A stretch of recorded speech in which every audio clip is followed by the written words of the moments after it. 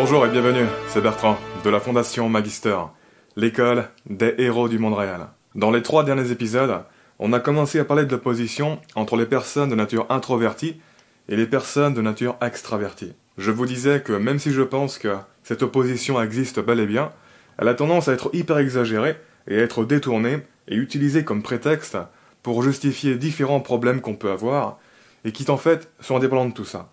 Dans le dernier épisode, on a abordé la confusion à propos des relations avec la régulation de notre énergie. Dans cet épisode, on va aborder la deuxième grosse confusion qui porte sur la relation avec les mécanismes de régulation de notre expression. Le problème central de cet épisode, c'est que chez les personnes qui ont un cerveau qui fonctionne bien, avoir un haut degré d'extraversion n'est pratiquement jamais quelque chose de naturel. Les personnes qui ont un haut degré d'extraversion ne sont pas nées directement comme ça. Elles se sont développées comme ça parce que ça leur a bien réussi d'être extraverties. Elles n'ont pas eu de retour négatif, elles ont des retours positifs. Elles sont rentrées dans des boucles de feedback positives. A l'inverse, un enfant qui se fait punir pour son extraversion, il va très vite devenir réservé ou timide. Il va rentrer dans des boucles de feedback négatives. Et donc à partir de là, c'est difficile de parler de naturel extraverti. Déjà, ce dont il faut bien prendre conscience, c'est que l'extraversion et l'introversion ne sont pas des attitudes équivalentes d'un point de vue survie, sécurité, risque, danger et vulnérabilité. Être extraverti, qu'est-ce que ça veut dire ? Ça veut dire s'extérioriser au monde. À notre époque moderne, certes, ce n'est pas vraiment très dangereux, tout le monde peut se permettre de le faire, mais il faut se reprojeter dans le passé. Dans le passé, ce n'était pas du tout anodin, d'un point de vue sécurité et survie, de s'extérioriser au monde. Ça pouvait être très dangereux. Et aujourd'hui encore, s'extérioriser au monde, c'est prendre le risque de dire une bêtise, c'est prendre le risque de blesser quelqu'un, c'est prendre le risque de se faire des ennemis, c'est prendre le risque de casser notre réputation, c'est prendre le risque de se faire tester par d'autres, etc. À notre époque, on peut assez facilement refaire sa vie ailleurs si on a ruiné notre réputation dans notre environnement actuel. Mais c'était pas le cas avant. Avant, on avait un cercle social pour la vie. Donc ce n'est pas du tout étonnant que notre cerveau soit muni de mécanismes de régulation de notre expression, des mécanismes de précaution, de retenue et d'inhibition qui s'activent dans des contextes sociaux ou dans des contextes où l'on est susceptible d'être sous le regard des autres. D'un point de vue des dynamiques sociales, quand les sociétés étaient plus petites et moins civilisées, si tu offensais des personnes importantes, ça pouvait être très problématique pour ton futur. L'extraversion sans filtre était le privilège des personnes de pouvoir, qui pouvaient se le permettre sans risquer des conséquences négatives. Les autres devaient bloquer leur expression et leur extraversion pour leur propre protection. Et par conséquent, ce n'est pas du tout étonnant qu'on ait besoin de se sentir en sécurité pour s'exprimer librement. Ce n'est pas étonnant que, plus ou moins consciemment, on prend des précautions. On se filtre, on craint les conséquences de s'exprimer si on n'a pas évalué qu'on pouvait se permettre de le faire sans souci. Et ce n'est pas étonnant du tout que ces mécanismes soient plus activés quand on est avec des personnes que l'on ne connaît pas, par rapport à quand on est avec des personnes que l'on connaît bien. Niveau expression, la plupart des gens sont en freestyle avec leur famille et leurs amis proches, ou quand ils sont tout seuls sous la douche. Mais avec des inconnus, ils se bloquent. C'est seulement quand ils se sont familiarisés avec, et qu'ils sont en confort, qu'ils lèvent l'inhibition et ouvrent leur expression. Et pour moi en fait, une bonne partie des personnes introverties sont tout simplement des personnes qui ont ces mécanismes de régulation un peu trop sensibles et développés. Autrement dit, des personnes qui font tellement attention à ce qu'elles disent et ce qu'elles expriment qu'elles ont développé des blocages. Des personnes qui ont besoin de s'assurer que ce qu'elles vont exprimer va être intéressant et apporter quelque chose et non pas leur porter préjudice. Ce qui est pourquoi beaucoup d'introvertis ne sont pas très small talk et sont plutôt des intellectuels qui réfléchissent beaucoup, qui ont le souci du détail et parlent essentiellement de choses qu'ils valorisent et qu'ils maîtrisent. C'est leur degré d'exigence qui entraîne un filtrage de leur expression. Les extravertis sont bien souvent tout simplement des personnes qui disent ce qui leur passe par la tête sans trop se filtrer plus que ça. Après, ce qu'il faut bien comprendre, c'est que ces mécanismes de régulation ne sont pas du tout statiques. Ils sont toujours à l'écoute de différents signaux pour s'ajuster. Ils fonctionnent essentiellement de manière inertique. Par exemple, quand tu te retrouves avec un groupe de personnes, à partir du moment où tu commences à te mettre en retrait, à te fermer et te retenir de t'exprimer, ça envoie le signal que tu n'es pas en sécurité pour t'exprimer et qu'il faut faire attention. Et donc ça va augmenter ton degré d'inhibition et de filtrage interne. Et au bout d'un moment, si tu ne t'exprimes pas, le signal va être tellement fort que ça va être trop tard. l'inertie de retenue sera tellement grande que tu ne pourras physiquement plus t'exprimer. Physiologiquement, tu ne seras pas en état.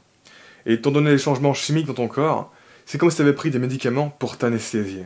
Et c'est pour ça que si tu essaies de t'exprimer dans cet état, ça risque de pas être terrible. Tu risques de bégayer, de perdre tes mots, de pas savoir enchaîner, etc. Pourquoi ? Parce que tes canaux d'expression sont bloqués. Certaines zones de ton cerveau seront pratiquement éteintes. Tu n'arriveras plus à parler, tu n'auras plus d'idées qui vont être générées, ton visage sera fermé, tes muscles seront désengagés, etc.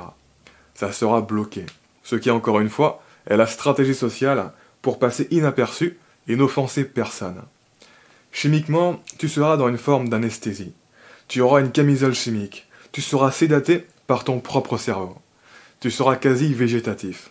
Inversement, quand tu te retrouves avec un groupe de personnes et que dès le début, tu commences à t'exprimer et t'ouvrir, ça envoie le signal que tu es en sécurité et que tu peux te permettre de t'exprimer. Ce qui va diminuer ton degré d'inhibition. Tes robinets internes vont s'ouvrir, l'énergie va circuler en toi, ça va faire comme si ton cerveau était bien huilé. Tu vas enchaîner les paroles, ton visage sera expressif, etc. À partir du moment où tu commences à rigoler, à avoir du fun, etc., ça envoie des signaux très puissants qui désactivent tous tes filtres. Rire sans se retenir, c'est un peu comme du Prozac naturel en fait. C'est comme prendre des médicaments antidépresseurs. Ça te purge de toutes les molécules chimiques qui te rendent anxieux et qui bloquent ton expression. Personnellement, il m'est arrivé de me retrouver dans les deux extrêmes dans différentes soirées. Il y a des soirées où j'ai commencé à envoyer les mauvais signaux à mon organisme, j'ai commencé à être sérieux, stoïque, à pas parler, et plus ça allait, plus j'étais coincé dans ce rôle. Comme si maintenant que j'avais investi dans ce rôle, depuis le début de la soirée, je pouvais plus en changer. Il faut maintenir mon image. Alors que les autres personnes, c'était l'inverse. Plus ça allait, plus elles se sentaient à l'aise. Et donc plus je me sentais en décalage. Plus je ne me sentais pas à ma place. Au bout d'un moment, l'inertie était tellement forte, mes canaux d'expression étaient complètement fermés. J'avais une résistance énorme à l'expression, je refusais d'aller danser, même quand on m'y poussait, etc. J'étais attaché à cette façon d'être froide, silencieuse et sérieuse. J'étais rigide, comme si je cherchais à rester cohérent. Je ne pouvais plus revenir en arrière. J'étais bloqué, et du coup, j'avais envie de partir de la soirée. Mon état ne résonnait pas du tout avec l'ambiance, j'étais en mode grumpy cat. Inversement, il y a des soirées où j'ai rapidement commencé à envoyer les bons signaux. J'ai rapidement commencé à m'exprimer, à raconter plein de choses, j'ai commencé à rire et à faire rire, puis, étant donné le retour positif, ça envoyait le signal à mon cerveau que je pouvais continuer. Je suis rentré dans une boucle de feedback positive, l'inertie de l'expression et du lâcher-prise se sont développés. Mes canaux d'expression sont devenus grands ouverts, j'étais bien chaud. J'ai commencé à faire le clown, à imiter des voix à la con, à partir dans des délires qui n'avaient aucun sens, etc. Et c'était pratiquement incontrôlable. Je pouvais plus m'arrêter, ça sortait tout seul. J'étais tout sauf rigide. J'étais libre. Au bout d'un moment, ça crée des fous rires. Et les fous rires, c'est difficile à arrêter. Parce que c'est chimique. On est naturellement bourré et shooté quand on est pris dans un fou rire. La situation en elle-même n'est pas si drôle. Ça dépend davantage de l'état de chauffe dans lequel tu t'es mis, à travers l'accumulation des signaux d'expression. Je suis vraiment quelqu'un qui ne prend presque jamais d'alcool et autres substances, et pourtant, souvent les gens avaient l'impression que j'étais complètement fumé du cerveau quand j'étais lancé. Ce qui est marrant, parce qu'encore une fois, souvent, il m'arrive d'aller dans l'extrême opposé et d'être mentalement coincé. Je suis quelqu'un qui a tendance à plonger à fond dans la direction dans laquelle je commence à partir en fait. Ce qui est intéressant à remarquer aussi, c'est que ça évolue avec l'âge. Quand j'étais gamin, j'étais globalement très peu consciencieux et réfléchi comparé maintenant. Et je faisais beaucoup plus le clown. Je vais bien raconter n'importe quoi, sans me prendre au sérieux. Niveau identitaire, je me prenais beaucoup moins au sérieux, j'avais pas de standard auquel me tenir. Avec le temps et la transition dans le stade adulte, le développement et le renforcement du cortex préfrontal a tendance à nous rendre plus sérieux. Et moi, ça m'a rendu presque trop sérieux. Je suis devenu très consciencieux, je me suis mis à travailler beaucoup sur des choses qui demandent de réfléchir, de faire attention et de penser de manière logique. Et de passer tout ce temps comme ça m'a conditionné dans un certain mode. Ça laisse une inertie négative qui me rend coincé et logique en situation sociale. Comme si je ne pouvais pas changer directement d'état. Je dois délibérément essayer de me reconnecter au mode de fonctionnement insouciant et non sérieux que j'avais quand j'étais gamin. Ce qui bien sûr implique au préalable de se détacher de l'identité sérieuse qui a pu se construire entre le passage de l'enfance à l'âge adulte. Bref, la clé à comprendre, c'est que quand tu fais attention à ce que tu vas dire, quand tu ne t'exprimes pas, ton cerveau présuppose que c'est mauvais de s'exprimer, et donc il bloque davantage tes possibilités d'expression. Inversement, quand tu commences à t'exprimer, et que tout va bien, que les gens ont des réactions positives à ce que tu dis, ton cerveau présuppose que c'est bon de s'exprimer, et donc il ouvre davantage tes possibilités d'expression. C'est d'ailleurs la raison pour laquelle les personnes qui ont une haute estime d'elles-mêmes, qui ont confiance en elles, sont beaucoup plus expressives et extraverties que les personnes qui n'ont pas confiance en elles. Et ça se joue de manière globale, mais aussi contextuelle. Par exemple, une personne qui se sent confiante et compétente dans un contexte, elle ne va pas hésiter à s'exprimer dans ce contexte, parce qu'elle présuppose que son expression n'aura aucune conséquence négative. Au contraire, elle a l'assurance que ça va entraîner des réactions positives. En revanche, dans un contexte où elle se sent pas du tout confiante, elle sera sur la retenue parce qu'elle présuppose que son expression risque d'avoir des conséquences négatives. Elle n'a pas du tout la même assurance. Notre degré d'extraversion dans un contexte est en partie lié à notre positionnement dans ce contexte. Quand tu es le boss dans un contexte, tu t'exprimes naturellement comme si tu étais le boss. Donc, ce qu'il faut bien comprendre, c'est que ce n'est pas vraiment une question de nature, mais plutôt une question d'inertie à différentes échelles. Imaginez une personne qui est le stéréotype de l'introverti. Le genre de personne qui a plus de plaisir quand elle est seule que quand elle est en groupe. Le genre de personne qui se met plutôt en retrait quand elle est en groupe, qui ne parle pas beaucoup. Le genre de personne qui croit qu'elle est authentique quand elle est comme ça. Imaginez que par un tour de magie, cette personne devient la personne la plus belle et la plus attractive du monde. Que par un autre tour de magie, à chaque fois qu'elle dit quelque chose, c'est super intéressant, et tout le monde lui renvoie des réactions positives. Toutes ses blagues font mouche, etc. Et enfin, imaginez que par un dernier tour de magie, elle soit dotée d'une force surhumaine qui lui permet de se défendre contre toute menace et donc de prendre des risques en toute sécurité. Je vous parie qu'en quelques jours, elle s'adaptera et deviendra hyper extravertie. Parce que ça va l'exciter à fond.